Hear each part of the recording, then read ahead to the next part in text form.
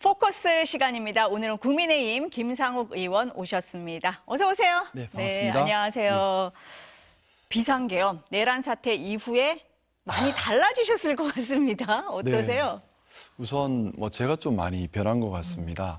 사실 제가 남 앞에 나서는 걸 별로 좋아하는 성격이 아니에요. 그래서 학창 시절에 반장 한번 해본 적이 없습니다. 그러세요? 네. 예, 태어나서 첫 선거가 이번 국회의원 선거가 태어나서 첫 선거였습니다. 오, 그 대단하신데요? 정도로 제가 남 앞에 나서는 걸 별로 좋아하는 성격이 아닌데 네. 비상계엄 당일날 있었던 일들이 저한테는 좀 각성의 일종의 계기가 된 것 같습니다.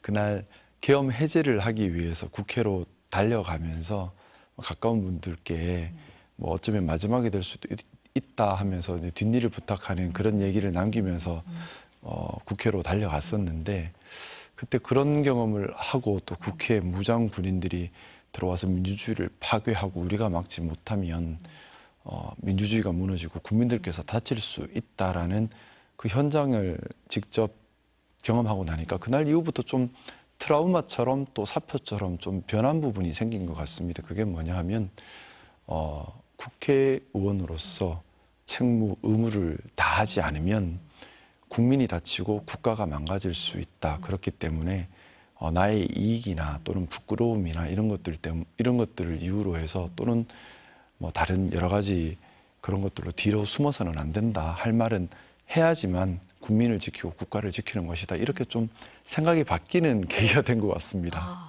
굉장히 큰 변화가 있으셨던 네, 것 같습니다. 제 삶에서는 아주 큰 네. 변화가 된 것 같습니다. 아니 근데 지역구가 울산이시잖아요. 네, 근데 네. 울산 하면 좀 보수 성향 지지자들이 좀 많은 지역이다 이런 생각이 듭니다. 그래서 혹시 지역 구민들을 만나보셨을 때 어떤 얘기를 들으셨을까? 우선 이 일이 생기기 전까지만 하더라도 사실 제 앞에 계셨던 의원님들도 다 삼선 하고 가셨던 것이고요. 어떻게 보면 보수당 의원으로서는 좋은 지역구입니다. 안정적으로 선수를 이어갈 수 있는 좋은 지역구였고 또 저희 지역에서 제가 어떻게 보면 젊은 이제 세대 교체 시작점이었기 때문에 선배 정치인들께서 얌전히만 있으면 너는 모든 게 다 따놓은 당상이다. 얌전히 말만 잘 듣고 있어라 말씀도 참 많으셨어요. 근데 사실 그런 것들이 중요한 게 아니라서 다 버리고 다 잃을 수 있다라는 생각에서 하시면 그럼에도 불구하고 더 중요한 것은 국회의원으로서의 의무를 다하는 것이라는 생각으로 나섰습니다. 현장에 가보면 일반 시민들께서는 이제 일반 정치를 적극적으로 하지 않으셨던 중도 시민들께서는 고마운 선택을 했다 말씀을 격려를 많이 주시고 환영을 하시는 것 같고요.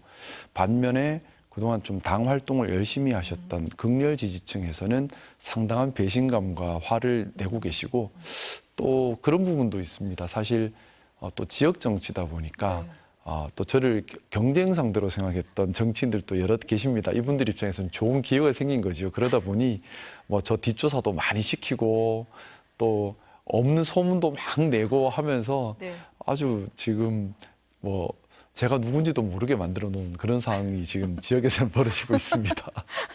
개인적으로도 지역에서도 굉장히 많은 변화가 지금 있는 그런 네네. 상황인 것 같습니다. 네네. 1차 표결할 때요. 네네. 막 뛰어가셨잖아요, 혼자. 그때 막 생중계됐습니다. 네네. 동료 의원들은 뭐라고 하셨어요? 죄송합니다. 저는 사실 그때 의총장에 다 의원님들이 모여 계셨는데 저는 의총장으로 가지 않고 서울역으로 갔었습니다. 왜냐하면 지역으로 내려갈 생각이었어요. 왜냐하면 사실 그 첫 표결 전에 이미 많은 일들이 있었습니다. 첫 표결 전에 사실 저희 당 원내에서는 제가 찬성 표결을 할 것이다라고 공공연하게 알려진 상태였습니다. 그래서 선배 의원님들께서 많이 저를 설득을 하시고 이번 한 번만 참아다오라고 많은 설득을 하고 계신 상태였어요. 그래서 사실 그 선배 의원님들이 저보다 더 경험이 많으시니 그래 이번 한 번은 그래 당론을 따르마라는 마음이었습니다.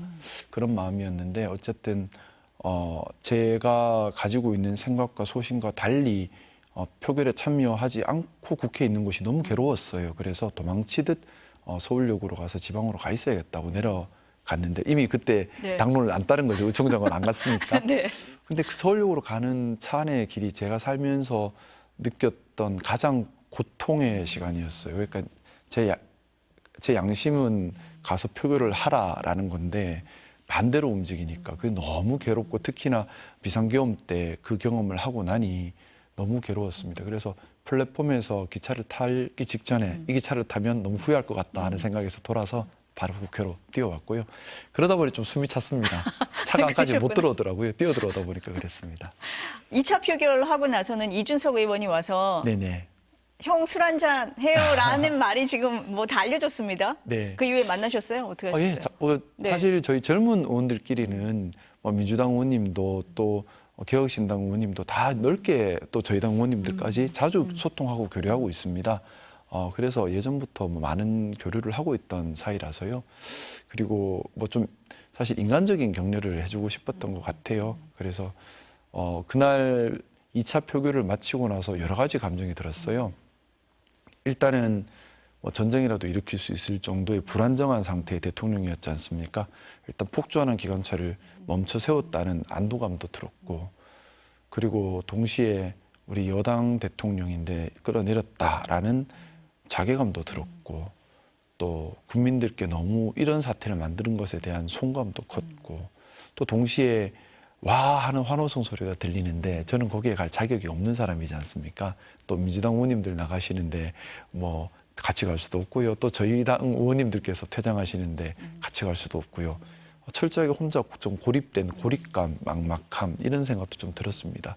여러 가지 감정이 좀 교차하는 또 역사의 한복판에 있었구나라는 생각도 들어서 멍하게 막막하게 있었는데 그때 그래도 여러 의원님들께서 오셔가지고 네. 좀 격려를 해주신 것 같습니다.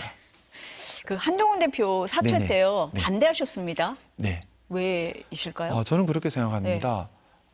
우리 보수당이 추구하는 가치라는 것이 분명히 있습니다. 보수당은 안정적인 사회 성장을 바라는 당입니다. 그렇기 때문에 안정적인 사회 성장에 꼭 필요한 공정함, 합리적인, 개방적인, 또 포용적인 그런 사회 건설이 참 중요한 가치로 생각합니다. 그것을 위해서 헌정 질서, 자유민주주의 수호는 아주 본질적인 것이고요. 우리 한동훈 대표님께서는 비상계엄 해제 누구보다 앞장서셨습니다. 또한 탄핵에도 찬성을 해서 헌정 질서를 빨리 회복해야 한다는 입장이셨고, 무엇보다 보수 정당이 보수의 가치를 중심으로 다시 일어서야 한다는 생각을 가지고 있었습니다. 그런데 탄핵을 막지 못했다라는 이유로 어떻게 보면 쫓겨남을 당하신 겁니다. 저는 말도 안 되는 얘기라는 생각이 들어요. 왜 한동훈 대표님이 배신자일까요? 한동훈 대표님은 보수의 가치를 수호하려고 했던 것이고, 보수의 가치를 저버린 배신자는 극우주의자 윤석열이라고 생각합니다. 극우라고 하는 것은 전체주의, 그리고 편협하고 배타적이고 폭력적이고 권위적인 것이 극우지 않습니까? 어떻게 보면 보수와 극우는 정반대의 개념입니다. 아주 자유롭고 개방적이고 포용적인 보수와 편협하고 배타적이고 권위적이고 전체주의적인 극우는 정반대의 개념입니다. 윤석열은 보수당의 대통령으로 나섰지만 사실은 극우주의자였던 것이고, 극우주의자의 극우의 방법으로서 보수당을 망가뜨린 사람입니다. 그러면 한동훈 대표가 배신자가 아니고 윤석열이야말로 보수의 배신자입니다. 그런데 한동훈 대표가 배신자의 낙인을 찍고 쫓겨났습니다. 있을 수 없는 일이기 때문에 저는 반대했고요. 뿐만 아니라 지금 국민들께서 저희 국민의힘에 바라는 것은 이 잘못된 일에 대해서 진정 어린 반성과 그리고 잘못된 것에 대한 고침, 그런 새로운 재건이라고 생각합니다. 그리고 진정한 반성도 아직 당에서는 하지 않았습니다. 그리고 잘못된 것을 고친다고 하는 것은 당에 뿌리 내린 극우라는 암세포를 척결하는 것이라고 생각합니다. 그리고 재건하는 것은 보수의 가치를 새롭게 정립하면서 그것을 실행 수단으로 해서 국가와 국민에게 다시 봉사하는, 그렇게 신뢰를 다시 쌓아가는 것이라 생각하고요. 그것을 바탕으로 해야만 국민들께서 저희 국민의힘을 다시 선택해 줄 수 있다고 믿고 있습니다. 그런 역할을 앞장서서 해오셨던 분이 한동훈 대표셨기 때문에 저는 사퇴해서는 안 된다는 생각이었습니다.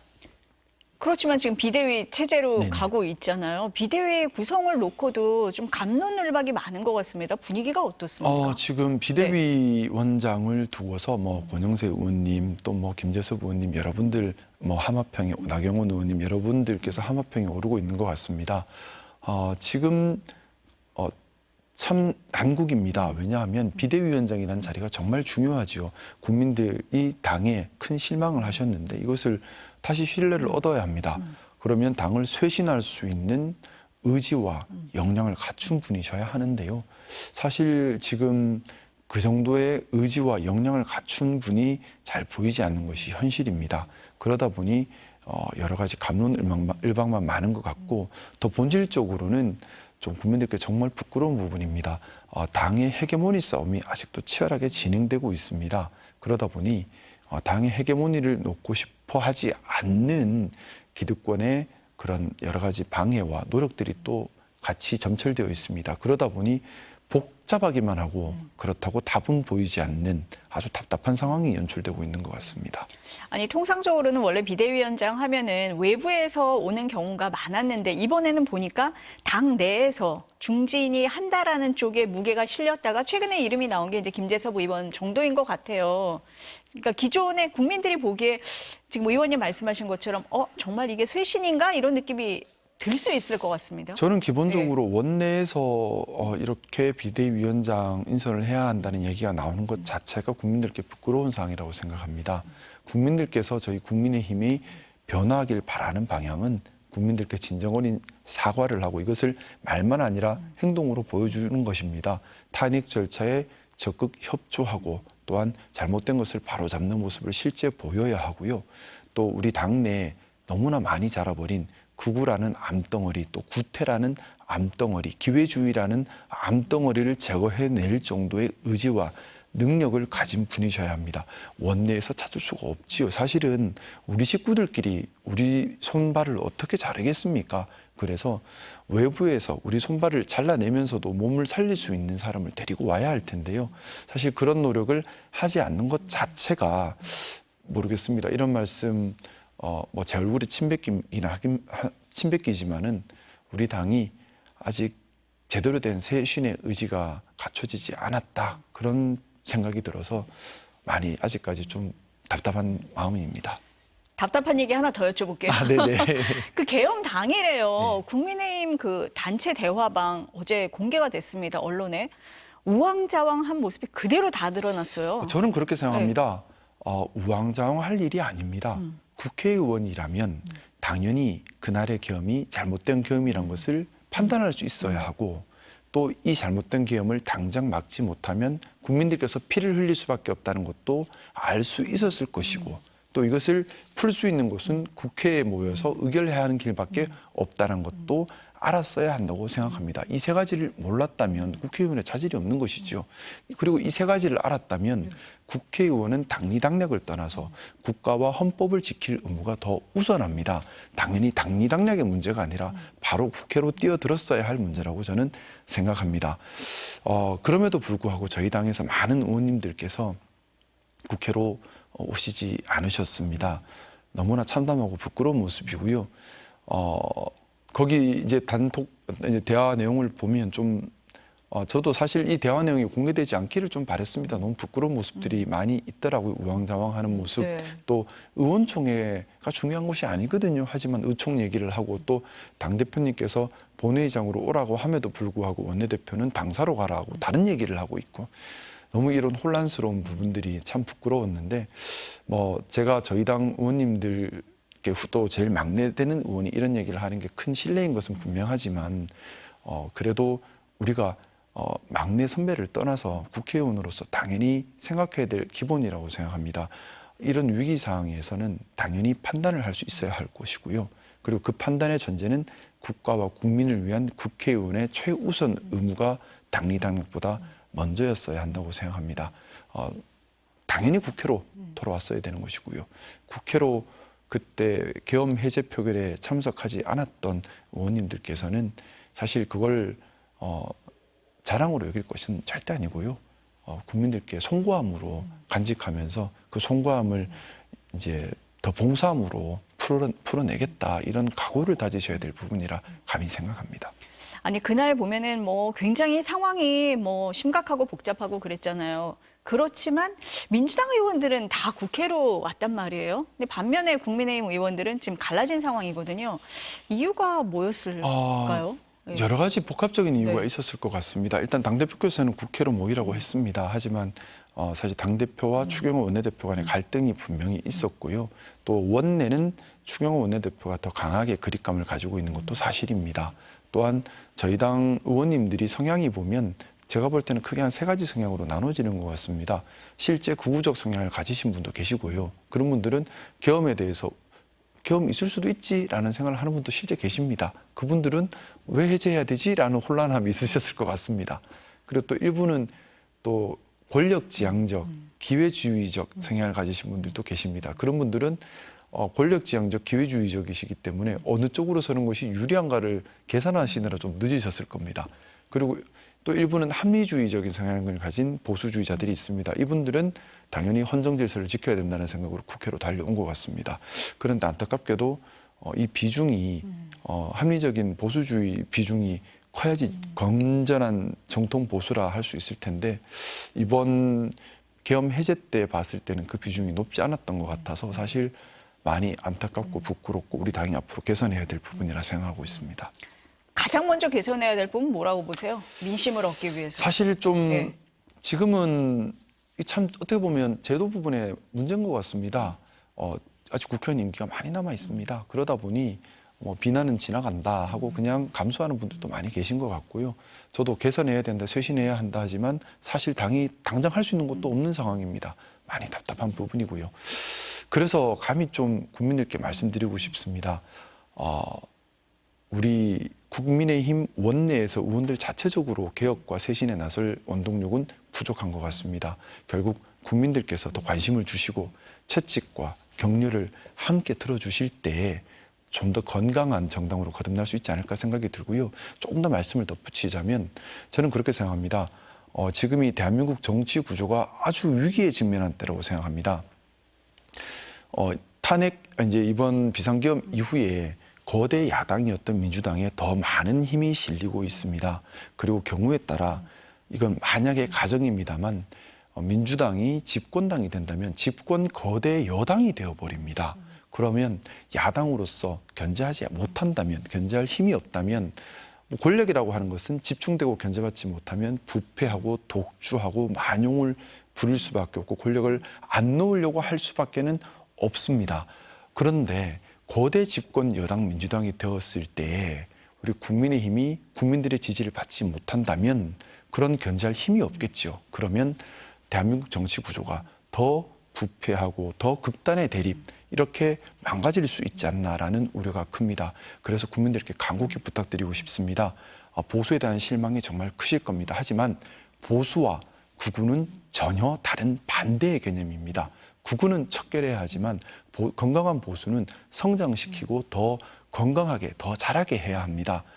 더 우리 국민의힘에 너무 큰 실망이 있으시겠지만 그럼에도 불구하고 관심 거두지 마시고 이럴 때일수록 관심 주시고 격려와 채찍을 함께 주시기를 꼭 당부드리고 싶습니다. 그 힘만이 바꿀 수 있는 원동력입니다. 의원님의 역할을 기대하겠습니다. 네, 오늘 말씀 여기까지 듣겠습니다. 감사합니다. 네, 고맙습니다.